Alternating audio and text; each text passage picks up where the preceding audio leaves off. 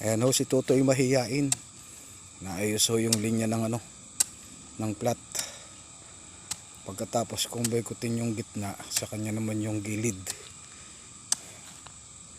Ayan. Target ho namin ay makalima man laang na plat sa maghapon. Initial pa lang naman ho ito. Soil preparation kasi ito babagbagin pang maigi ito. Ayan. Awa ng Diyos nakalima na rin nga.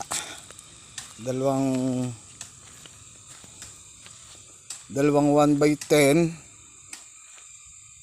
1 meter by 10 at saka tatlong 1x8.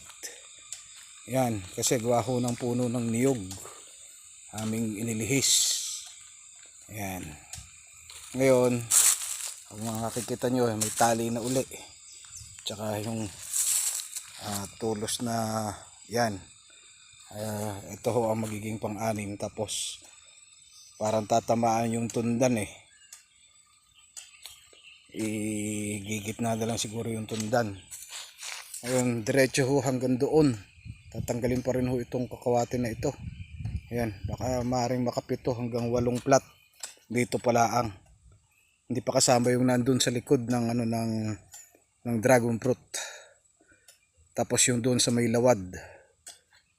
Pagka nadiretso namin ng naglinis hanggang doon, marami-rami pa rin maitatanim kahit pa paano.